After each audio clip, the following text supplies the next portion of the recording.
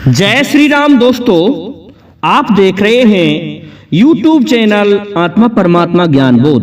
तो दोस्तों, आप सभी का हार्दिक स्वागत और अभिनंदन। दोस्तों, आज हम आपको बहुत ही सुंदर कहानी लेकर उपस्थित हुए हैं। कहानी इस प्रकार से है कि लक्ष्मी, भाग्य, शनि और कर्म में कौन बड़ा है।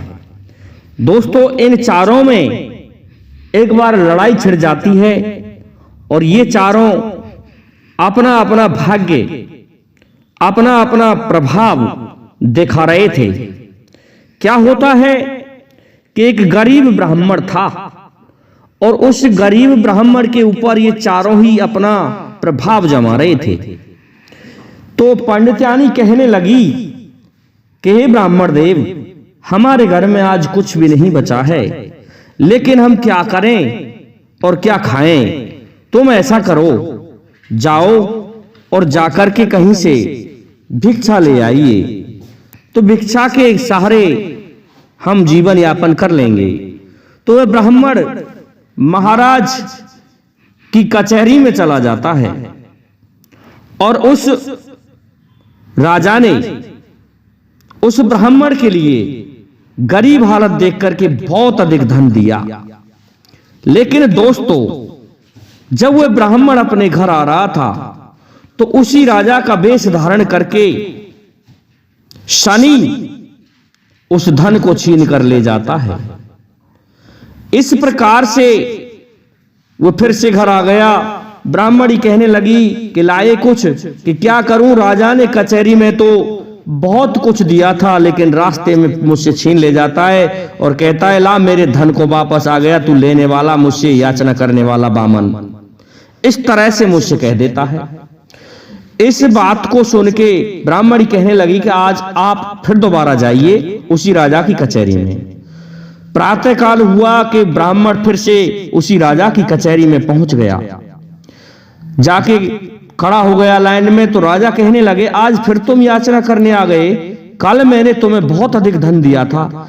तो इस पर ब्राह्मण कहने लगा कि महाराज, आप धन क्या देते हो, वापस छीन कर ले आते हो, कहते हो मेरे दरबार में तुम मांगने आ गए और लाओ मेरे धन को, इस तरह से कह देते हो।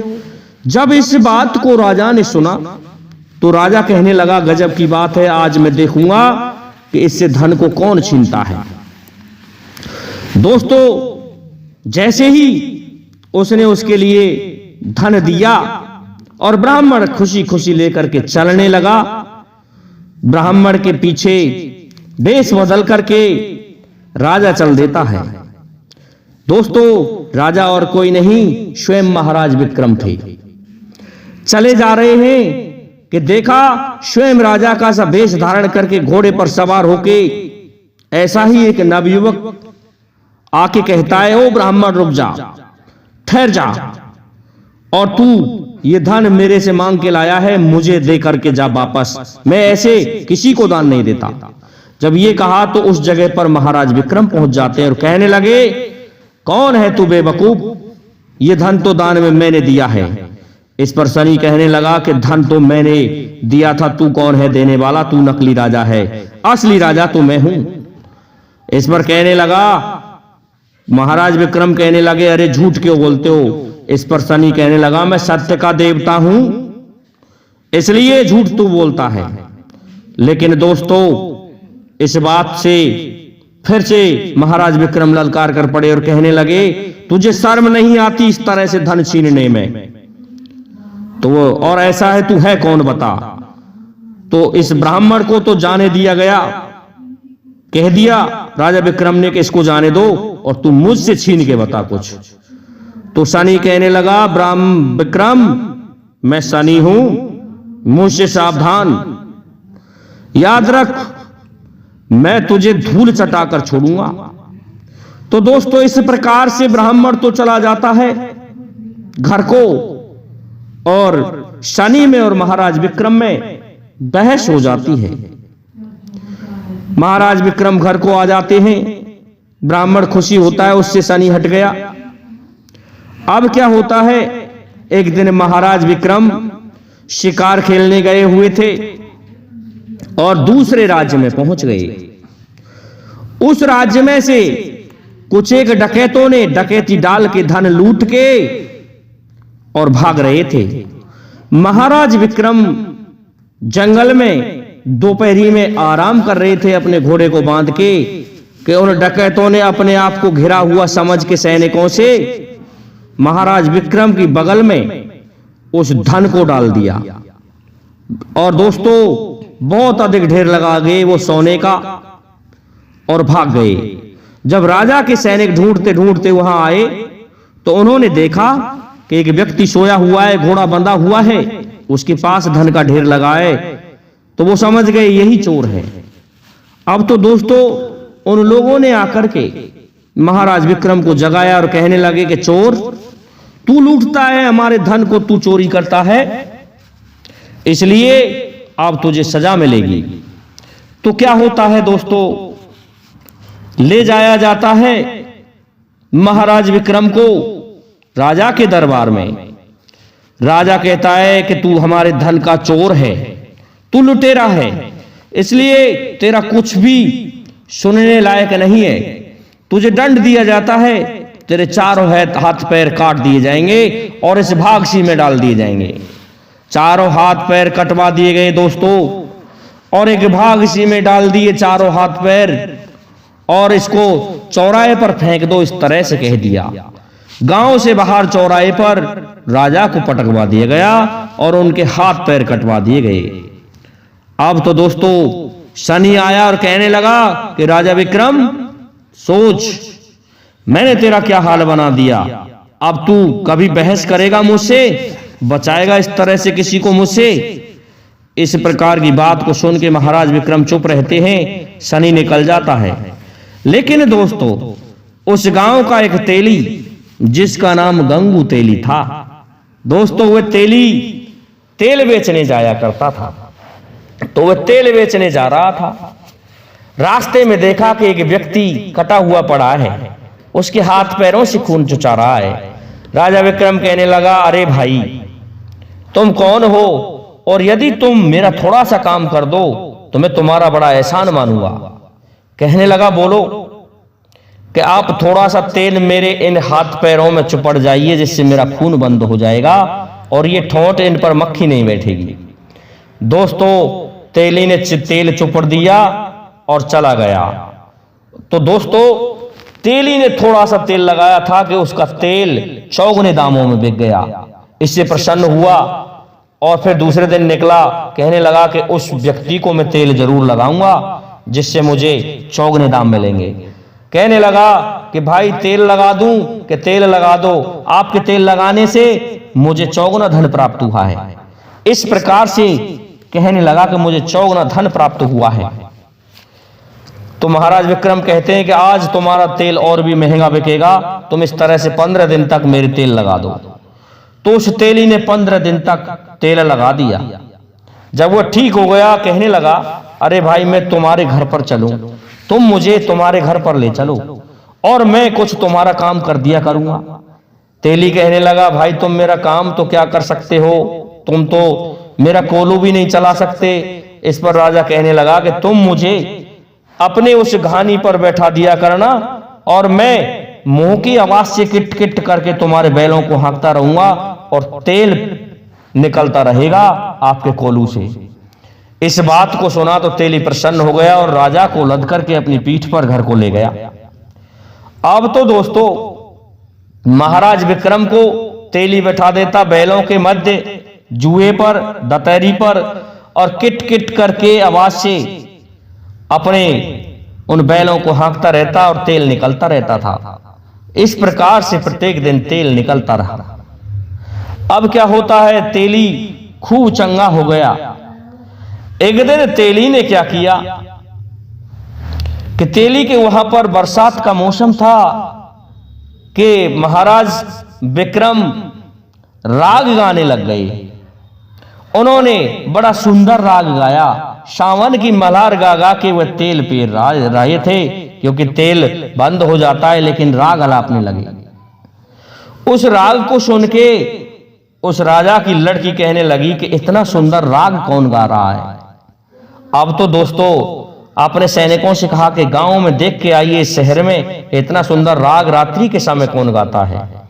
देखा तो सैनिक कहने लगे कि एक चौरंगिया देव है जिसके हाथ पैर नहीं है और वह राग आलापता है, बड़ा ही सुंदर गाता है। लड़की कहने लगी कि मैं इस चौरंगिया देव से ही विवाह करूंगी। इस पर कहने लगे जाकर के सैनिक कि भाई तुम्हारे इस चौरंगिया देव से हमारी लड़की विवाह करना चाहती है।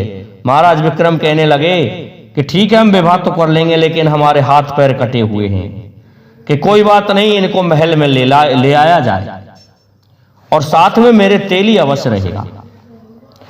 अब तो दोस्तों उन्हें महल दे दिया गया और वहां सेवा होने लगी। लड़की सोच रही थी कि ऐसा समय भी आएगा कि इसके हाथ पैर ठीक हो जाएं शायद। अब क्या होता है, अलग कक्ष में महाराज विक्रम और तेली रह रहे थे। अब अचानक वही लड़ाई चारों तरफ पहुंच गई, इंद्र के दरबार में गई कि लक्ष्मी बड़ी है या भाग्य, लक्ष्मी बड़ी है या भाग्य, शनि बड़ा है या कर्म। ये लड़ाई हो रही थी दोस्तों चार देवताओं में। अब तो पहुंच जाते हैं महाराज की सभा में, कहने लगे कि तुम्हारे यहां कोई हमारे झगड़े को सुलझा दे तो हम उसका बड़ा एहसान मानेंगे। कहने लगे कि क्या समस्या है, कैसा है, मैं ये चार देव हैं और इनमें लड़ाई हो रही है, इनमें से कौन बड़ा है। राजा कहने लगा मेरे बस की बात नहीं इनका न्याय करना। इस बात को सुन के महाराज विक्रम कहने लगे कि तेली तुम कह दो राजा से, हम न्याय कर देंगे, लेकिन न्याय हम हमारे तरीका से करेंगे। ये चारों अब मुलजिम हैं, इसलिए इनको एक कोठरी में बंद कर दिया जाए।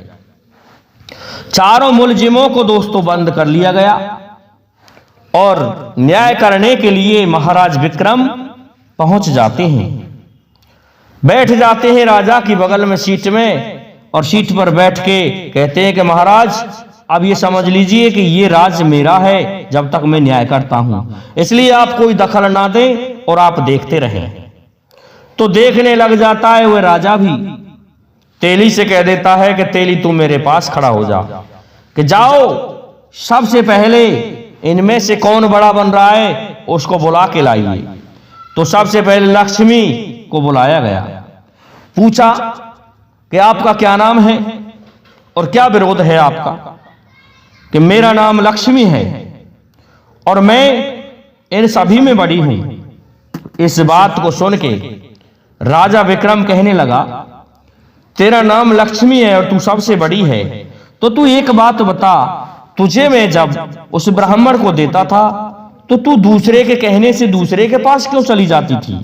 अरे मैंने तुझे जिससे दिया था तुझे उसे धनवान बनाना था, लेकिन तू तो किसी के कहने से और बहक जाती थी और ब्राह्मण बेचारा गरीब रह जाता था। ये कौन सा न्याय है। इस पर लक्ष्मी से कोई उत्तर ना दिया गया।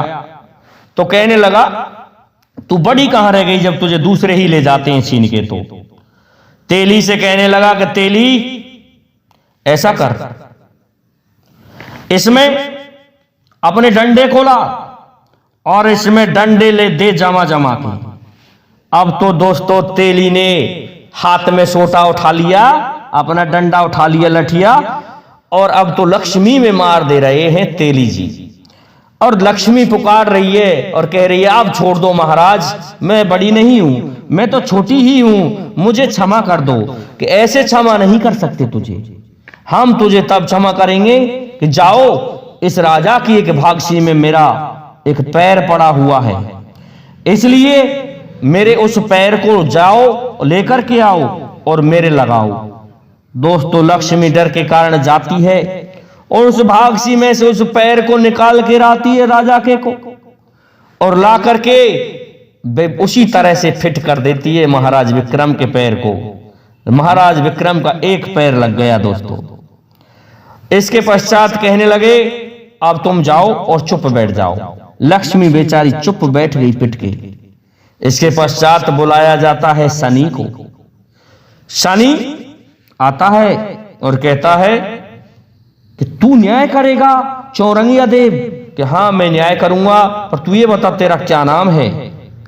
इस पर वह कहने लगा मेरा नाम शनि है, मैं सत्य का देवता हूं। इस प्रकार से जब सुना तो महाराज विक्रम कहने लगे इसी तरह के होते हैं सत्य के देवता, जो कि किसी ने दान दिया और तुम छीन कर ले जाते हो, तुम्हें शर्म नहीं आती? अरे उसे कोई अन्य कोई दंड दे लेते, बेचारा ब्राह्मण कई दिनों का भूखा था और तू उससे मैं जो धन देता था उसे छीन ले जाता था। तेली उठा ले लठिया को और इसकी पीठ में जितनी ताकत है उससे भी जोर जोर से फटकार दे इसकी पीठ को। अब तो दोस्तों शनि में मार दे रहा है तेली और उसमें लठ पड़ रहे हैं और शनि चिल्ला रहा है। शनि देव चिल्ला रहे हैं दोस्तों और पिट रहे हैं तेली के हाथों। कहने लगा महाराज मेरी खाल फोड़ दी, अब मुझे छोड़ दो। इस पर महाराज विक्रम कहने लगे अरे ऐसे छोड़ दूंगा तुझे? तू तो सबसे कमीना है ना, इसलिए तुझे नहीं छोड़ा जाएगा। तू ऐसा कर तुझे छोड़ दूंगा। वो कहने लगा छोड़ देगा, पर सुन ले मेरा एक पैर पड़ा हुआ है, उस पैर को लाके यथास्थिति लगा दे। वह कहने लगा बेवकूफ समझ रखा है तूने मुझे, मैं क्यों लगा दूं तेरे पैर को? फिर से कहने लगे महाराज विक्रम तेली लठिया को उठा और इसमें अभी कसर रह गई है, इसलिए उस कसर को मिटा दे। दोस्तों अब तो कसर को मिटाने लगा तेली। शनि कहने लगा भाई मारिए मत, मैं अभी लाके लगाता हूं। गया और भागसी में से दूसरे पैर को उठा करके लाया और शनि ने उसको फिर से फिट कर दिया। इसके पश्चात दोस्तों नंबर आ जाता है सत्य का। अब तो सत्य ही होता है। सत्य को बुलाया गया, सत्य कहने लगा।